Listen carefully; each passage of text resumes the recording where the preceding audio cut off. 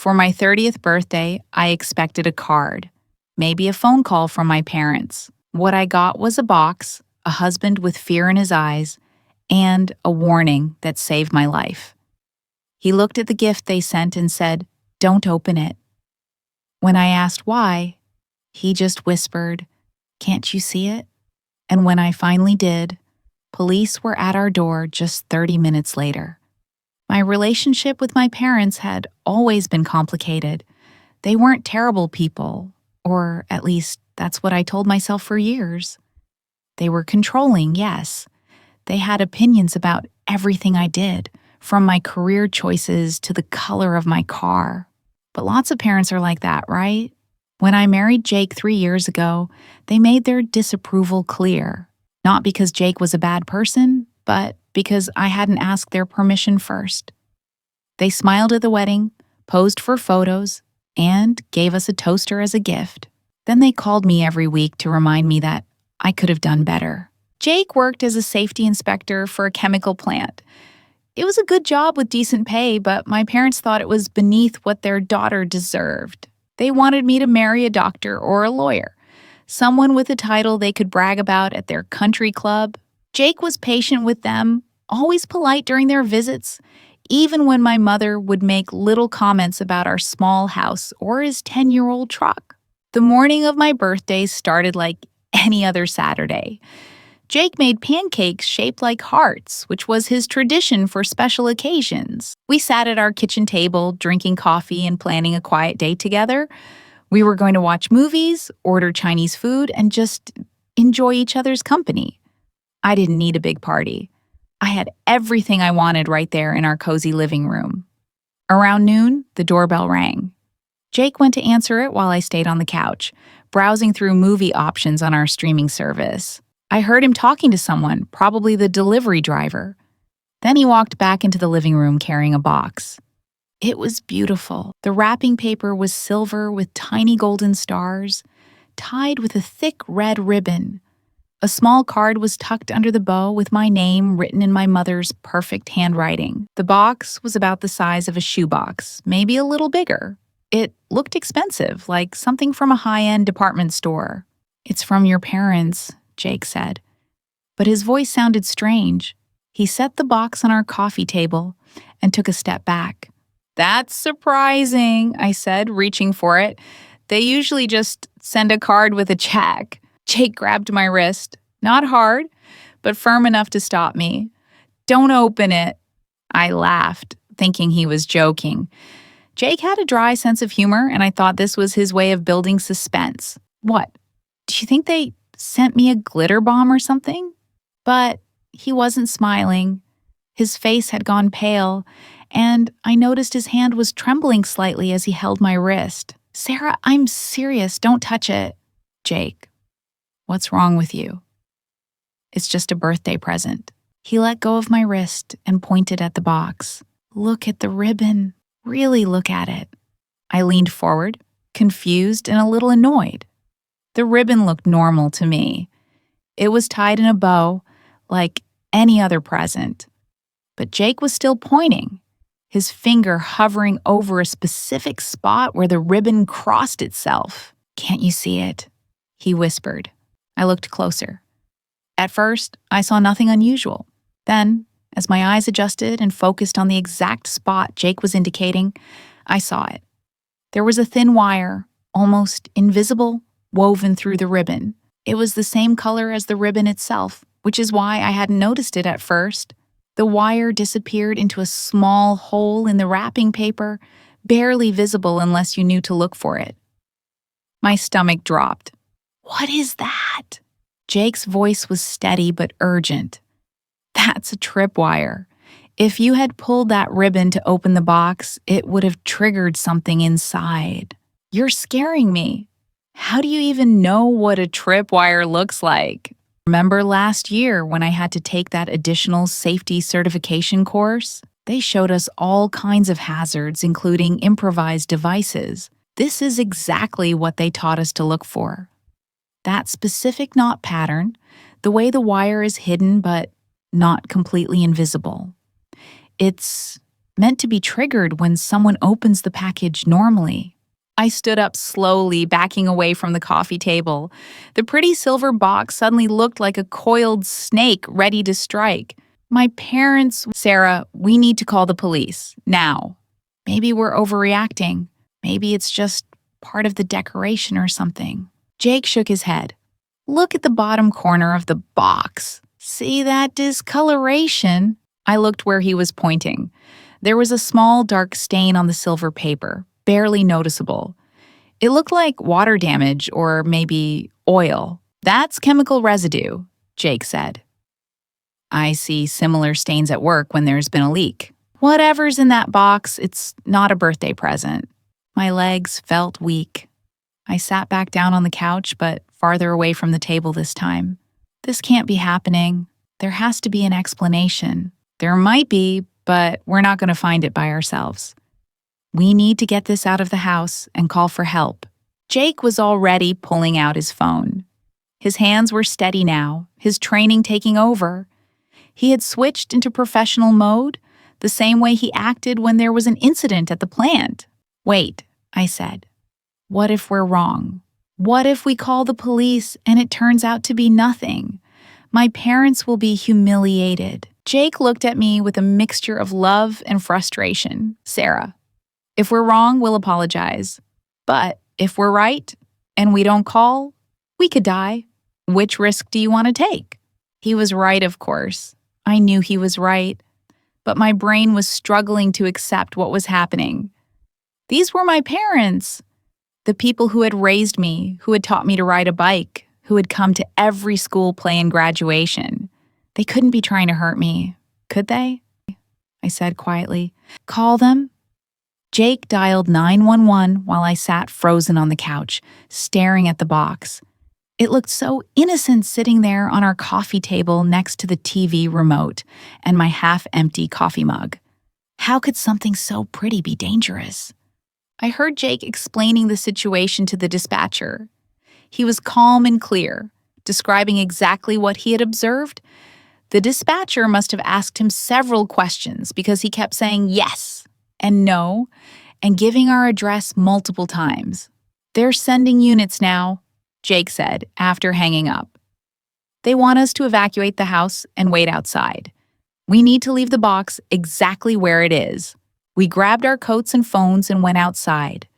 Jake made me stand across the street, behind our neighbor's car, while he waited on our front lawn to flag down the police. The October air was cold, and I hadn't thought to grab good shoes. I stood there in my slippers, shivering from more than just the temperature. The first police car arrived within 5 minutes, though it felt like hours. 2 officers got out and Jake met them at the curb, pointing toward our house and explaining again what he had seen. One officer spoke into his radio, while the other asked Jake more questions. More cars arrived, then a large van with "Bomb Squad" written on the side. Our quiet suburban street was suddenly full of flashing lights and uniformed people. Neighbors started coming out of their houses, standing on their porches or peering through windows. Mrs. Henderson from next door walked over to where I was standing. Sarah, honey, what's going on? Is everything okay?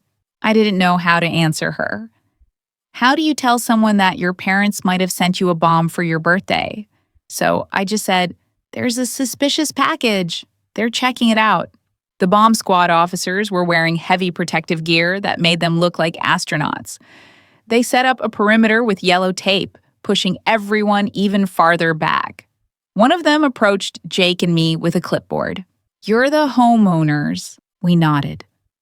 I need you to describe exactly what you saw and where the package is located. Jake went through everything again while the officer took notes. When Jake mentioned that the package was from my parents, the officer's eyebrows went up slightly, but he kept writing without comment. Do you have any reason to believe your parents would want to harm you? He asked me directly. No, I said automatically. Then I hesitated.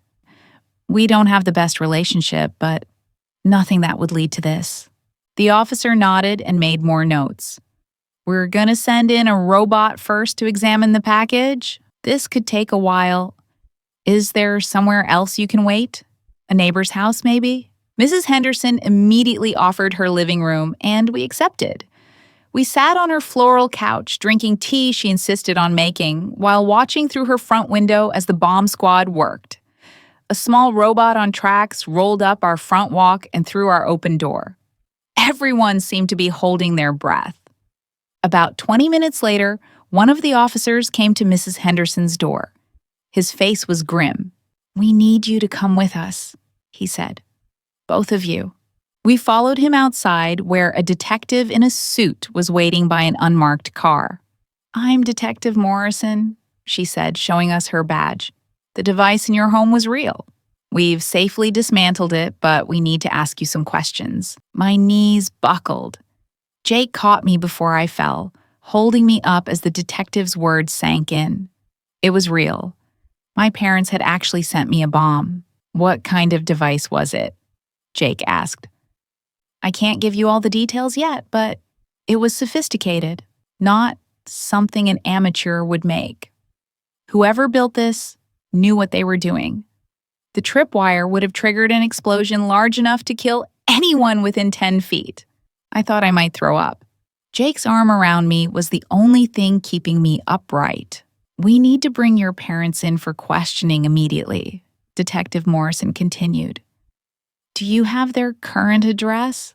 I gave her their information, my voice sounding like it belonged to someone else. This couldn't be real.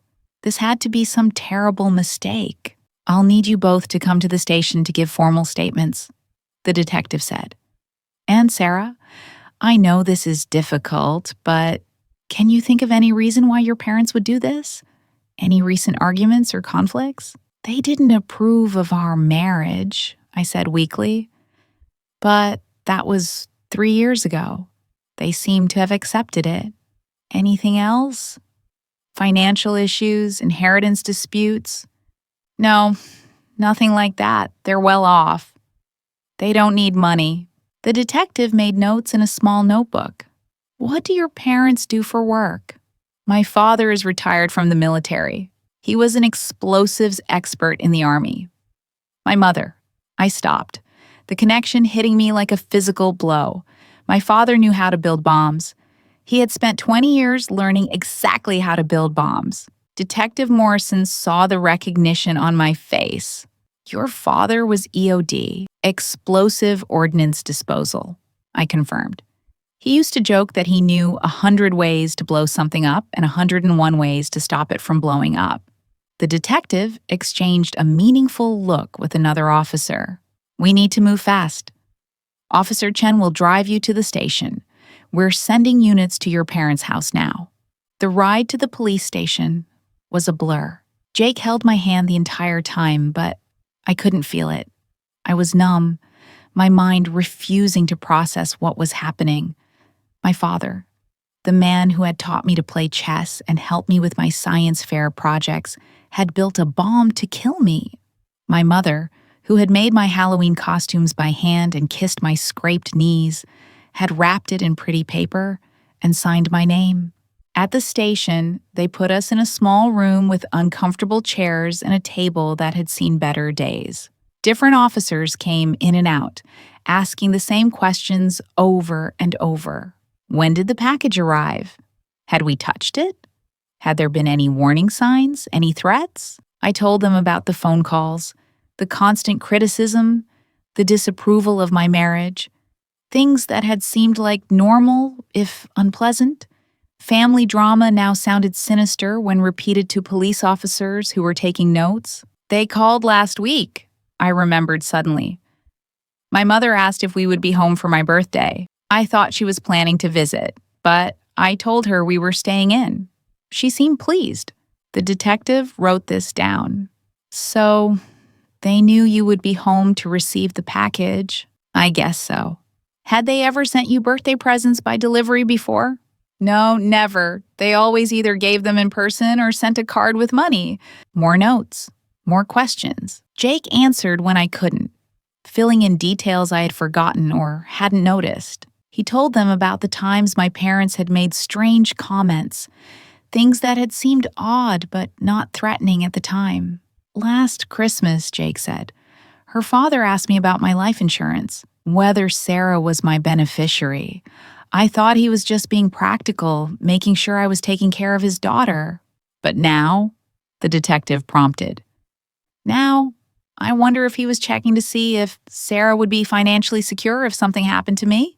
3 hours into our questioning, Detective Morrison came back into the room. Her face told us everything before she spoke. "We've arrested your parents," she said gently. "They're being transported here now." I started crying then. Not subtle tears, but body-shaking sobs that I couldn't control. Jake pulled me against him, and I buried my face in his shirt, soaking it with tears and probably snot. The detective gave us a moment before continuing. "We found evidence at their house, plans, materials, and—" She paused, seeming to choose her words carefully. "A journal your mother kept. It explains their motivation." "What did it say?" I managed to ask between sobs. "Your parents were deeply in debt. More than $1 million from bad investments and gambling. They had taken out a life insurance policy on you 2 years ago without your knowledge. It was for $2 million. The room spun. I gripped the edge of the table to steady myself. They were going to kill me for money? It appears so. The journal indicates they had been planning this for months. They specifically waited for your birthday, thinking you would open the package immediately without suspicion. But how could they take out a policy on me without my knowing? Your father still had your personal information from when you were younger. Social security number, birth certificate copies. It's easier than you'd think, especially for parents. I thought about all the times they had asked about my health, whether I was taking vitamins, whether I had been to the doctor lately. I had thought they were being caring parents. They were making sure their investment was protected. The journal also mentions Jake, the detective said, looking at my husband. They considered targeting you first, but decided Sarah was the better option because she would be less suspicious of a package from them. Jake's jaw clenched, but he kept his arms around me, holding me together when I felt like I was falling apart. "What happens now?" Jake asked. "They'll be charged with attempted murder, conspiracy, and several other crimes. With the evidence we found, they're looking at significant prison time. 20 years minimum, possibly life. 20 years. My parents would spend 20 years in prison for trying to kill me. They would miss everything. Not that they would have been invited anyway after this, but the finality of it hit me hard. They had chosen money over my life. They had chosen to erase me from existence rather than face their debts." "There's more," Detective Morrison said. "We found evidence that this wasn't their first attempt." My head snapped up. "What? Do you remember getting food poisoning after dinner at their house 6 months ago?" I did remember. I had been violently ill for 3 days. Jake had wanted to take me to the hospital, but I had insisted on toughing it out at home. That wasn't food poisoning. We found receipts for substances that would cause those symptoms. They were testing to see how much it would take to be fatal. I ran to the trash can in the corner and vomited. My parents had been trying to kill me for months. Every interaction, every phone call, every family dinner had been a potential murder attempt. How many times had I been in danger without knowing it? Jake was beside me, holding my hair back and rubbing my back. When I was done, he helped me back to my chair and got me water from the cooler in the corner. "I'm sorry," Detective Morrison said. "I know this is overwhelming, but you need to know everything for your own safety and for the legal proceedings." "Are there more attempts?" Jake asked. "We're still investigating. We've found suspicious searches on their computers, research into various methods. It seems they settled on the bomb because it would look like a targeted attack, possibly related to Jake's work at the chemical plant.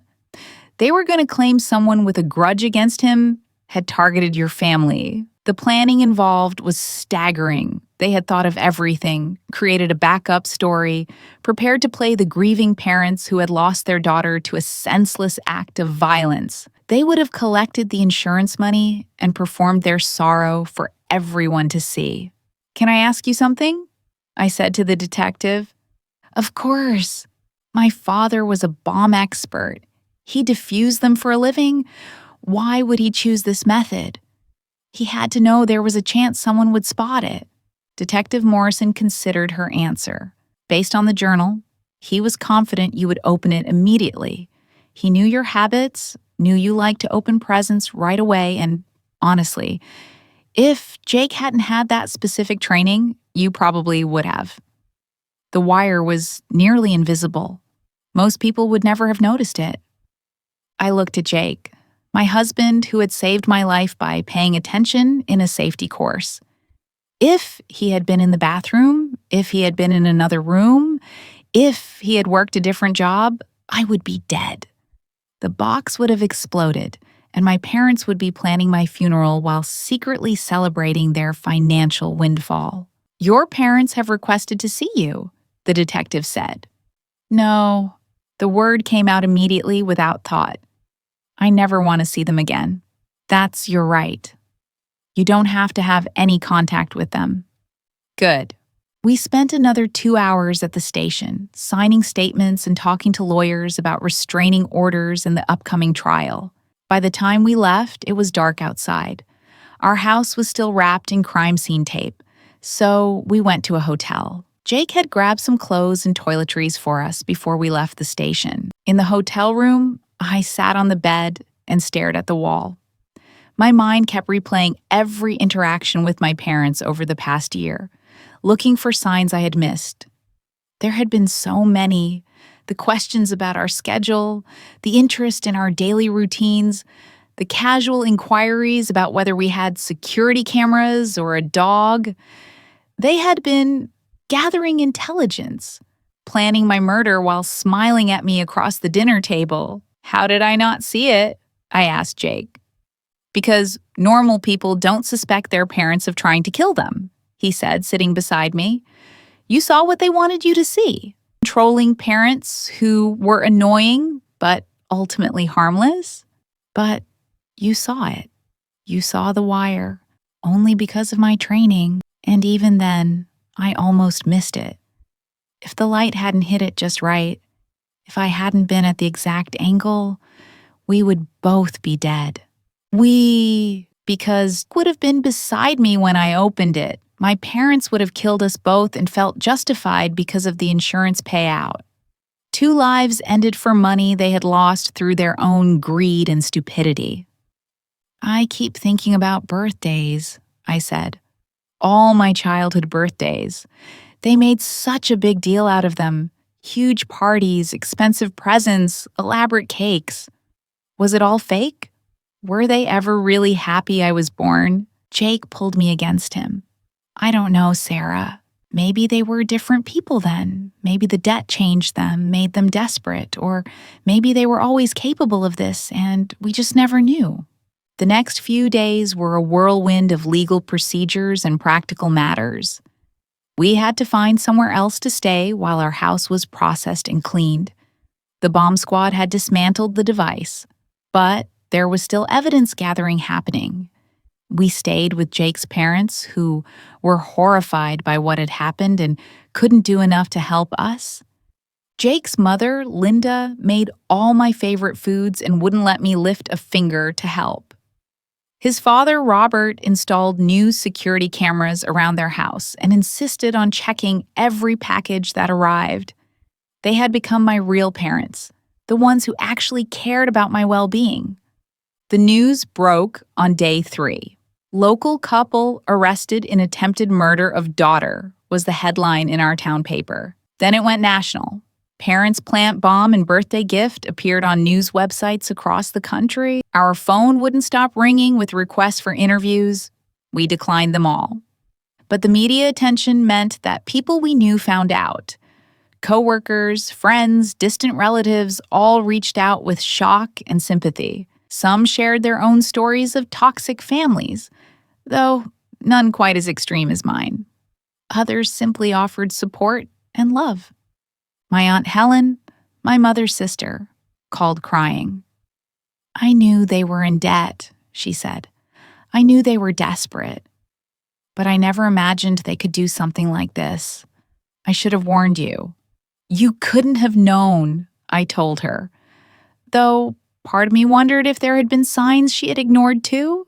The investigation revealed more disturbing details. My parents had been researching murders that looked like accidents for over a year. They had books on poisons, online searches for undetectable substances, and correspondence with shady websites that sold dangerous materials. They had considered drowning, car accidents, and even hiring someone to do it for them before settling on the bomb. The prosecutor showed us some of the evidence to prepare us for trial. One email between my parents discussed the Sarah problem, like I was a financial asset to be liquidated. My mother had written, "It has to look natural or accidental. We can't have anyone suspecting us." My father had replied, "I know how to make it look like a terrorist attack. No one will question grieving parents." They had planned to give tearful interviews about their loss, to become sympathetic figures in a tragedy. They had even drafted a statement to release to the media after my death, talking about how much they loved me and how the world had lost a beautiful soul. Reading it made me physically ill. The trial date was set for 6 months later. In that time, Jake and I had to rebuild our lives. We moved to a new house in a different neighborhood, one my parents had never visited and didn't have the address for. We changed our phone numbers, our email addresses, and even considered changing our names. Therapy became a twice-weekly necessity. Dr. Kim helped me process the betrayal and trauma. She specialized in cases of family violence and had seen situations like mine before, though she admitted my case was one of the most extreme. "Your parents made a choice," she told me during one session. "Their financial desperation and moral bankruptcy led them to see you as a solution to their problems rather than as their daughter. This is about their failure, not yours." But knowing that intellectually and feeling it emotionally were two different things. I still woke up some nights in a panic, dreaming that I had opened the box. In the dreams, I saw the explosion in slow motion, felt the heat and pressure tearing me apart. Jake would hold me until the shaking stopped, whispering that I was safe, that it was over. The trial was brutal. Seeing my parents in orange jumpsuits and shackles was surreal. They looked older, smaller somehow. My mother had lost weight, and my father's hair had gone completely gray. They didn't look like the parents I remembered. They looked like criminals, which is exactly what they were. Their defense attorney tried to argue that the bomb was never meant to kill, only to injure as a cry for help. The prosecutor destroyed that argument with the evidence of the device's power and the insurance policy. There was no doubt about their intent. When I testified, I couldn't look at them. I stared at a spot on the wall behind them and answered the questions as clearly as I could. I talked about our relationship, about the birthday gift, about Jake's recognition of the danger. I spoke for 2 hours, and when I was done, I was exhausted. My mother tried to speak to me as I left the witness stand. "Sarah, please let me explain," she called out. I kept walking. There was nothing she could say that would make this okay, no explanation that would justify trying to murder your own child for money. The jury deliberated for only 3 hours. Guilty on all charges: attempted murder, conspiracy, insurance fraud, and several other crimes. The sentencing came 2 weeks later. Life in prison for my father, 35 years for my mother. They would die behind bars. As the judge read the sentences, I felt something release in my chest. It was over. They couldn't hurt me anymore. They would spend the rest of their lives in cells, thinking about what they had done, or maybe they wouldn't think about it at all. Maybe they would only think about the money they didn't get. Jake and I left the courthouse hand in hand. The media was there, shouting questions, but we ignored them. We had given our statements through our lawyer. We had nothing more to say. 6 months after the trial, Jake and I renewed our vows. It wasn't a big ceremony, just us and a few close friends on a beach at sunset. Jake's parents were there, beaming with pride. They had become the parents I had always deserved. In his vows, Jake said, "I promise to always protect you, to always see the dangers you might miss, and to always choose your life over everything else." I cried through my own vows. You saved my life by seeing what I couldn't see. You gave me the chance to have a future, to have a real family, to know what love without conditions looks like. We had both been through individual and couples therapy. The trauma had changed us, but in some ways, it had made us stronger. We knew now that we could face anything together. We had survived an attempt on my life by the people who were supposed to love me most. Everything else seemed manageable by comparison. I changed my last name legally, not just taking Jake's name, but officially severing the connection to my parents. I didn't want any part of them anymore. Their name, their legacy, their DNA might be in me, but I didn't have to carry their identity. We also started the process of building our own family. Not right away, but eventually. When our daughter was born 2 years later, I promised her she would always be safe with us.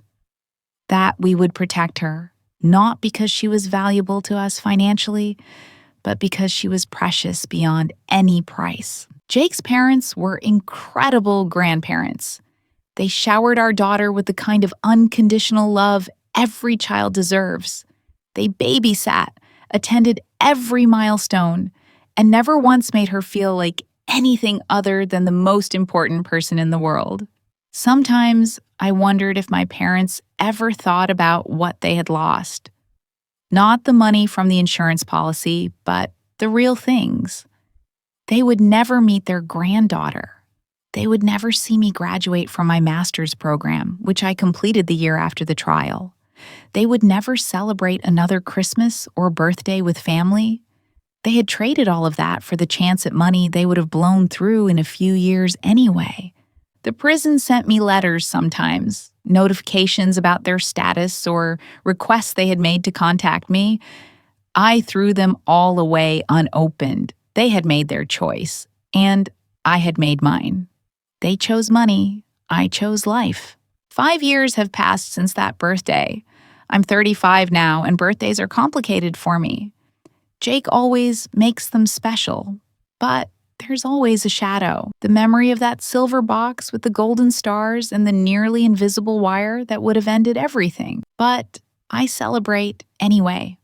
Because I'm alive. Because Jake saw what I couldn't see. Because sometimes the people who are supposed to love you are the most dangerous. And the people you choose become your real family. My daughter asked me recently why she only has one set of grandparents. She's getting old enough to notice that other kids talk about all 4 grandparents. I told her that sometimes families are different, and that's okay. That the people who love us are our family, regardless of blood. Someday, I'll tell her the whole truth when she's older, when she can understand. I'll tell her about the birthday gift that wasn't a gift, about the parents who weren't really parents, and about how her father saved my life by paying attention to details. I'll teach her to trust her instincts, to look closer when something feels wrong, and to never ignore warning signs, no matter who they come from. The chemical plant where Jake works promoted him to head of safety. He trains new employees now, and he always includes a section on recognizing suspicious packages. He tells them our story without using names as an example of why vigilance matters. Several of his trainees have told him that his class made them more aware, more careful. Maybe he's saved other lives too. I like to think so. We installed security cameras at our new house, not because we're afraid of my parents, but because we're careful now. We check packages. We verify senders. We don't take safety for granted. It's not paranoia. It's prudence. We know now that danger can come from anywhere, even from the people who brought you into the world. My therapist says I've made remarkable progress. I don't have nightmares as often. I can talk about what happened without shaking. I've even forgiven myself for not seeing the signs earlier, for giving them the benefit of the doubt for so long. But I haven't forgiven them. Some things are unforgivable. People sometimes ask me if I think my parents ever loved me. It's a question I've spent years thinking about. Maybe they did once. Maybe when I was a baby, before their debts and their greed consumed them. Or maybe their love was always conditional, always based on what I could do for them rather than who I was. I'll never know for sure, and I've made peace with that uncertainty.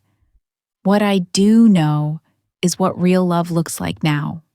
It looks like Jake checking every package that comes to our door. It looks like his parents calling just to hear my voice.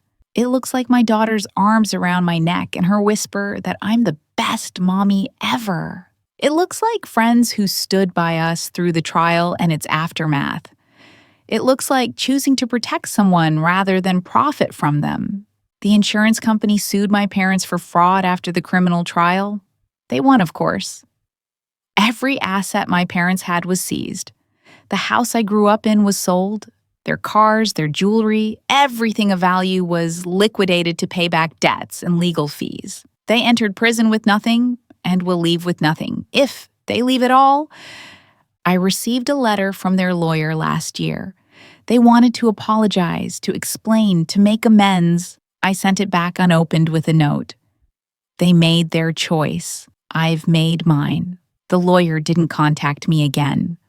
Sometimes, when I'm feeling particularly strong, I think about visiting them in prison. Not for them, but for me. To look them in the eyes and tell them exactly what they stole from themselves. To make them understand that their granddaughter is beautiful and smart and kind, and they will never know her. To tell them that I'm happy despite what they did. That their attempt to destroy me only made me stronger.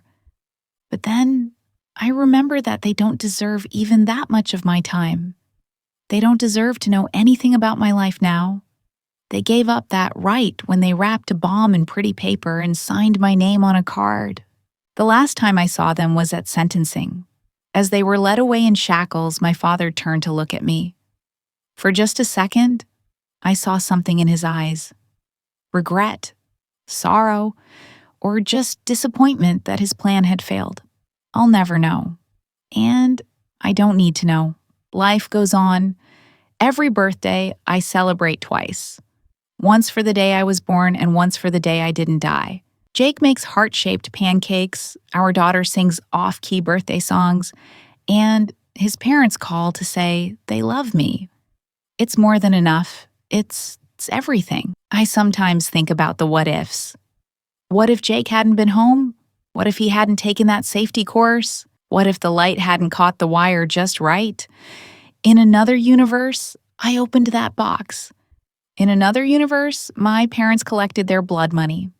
But in this universe, the one that matters, I'm alive, I'm loved, I'm safe.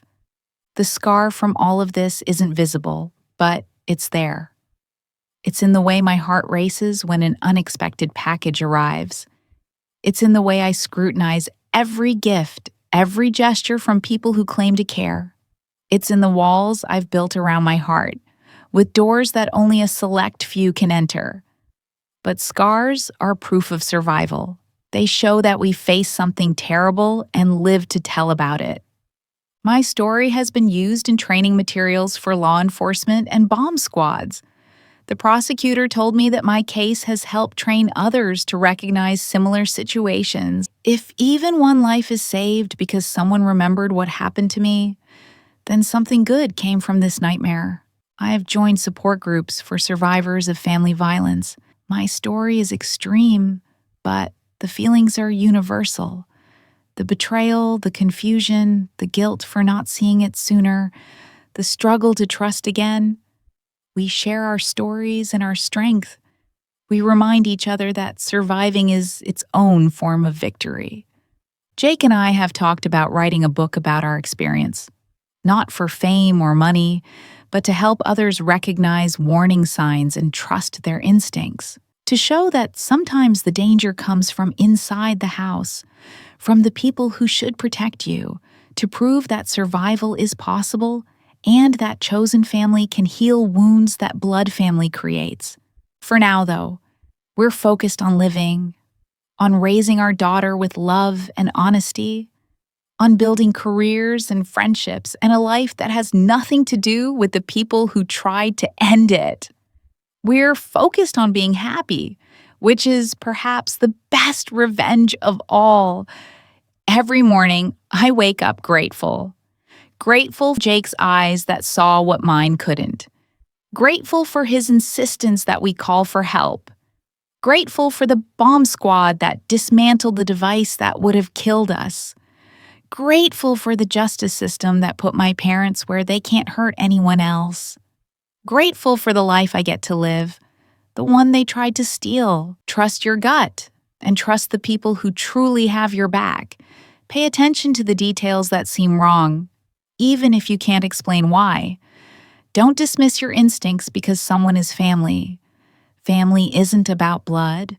It's about who shows up when you need them and who protects you when you're in danger. Sometimes the people who gave you life are the ones most willing to take it away. But sometimes, if you're very lucky, the person you choose to spend your life with is the one who makes sure you get to live it. What would you have done? Let me know in the comments below.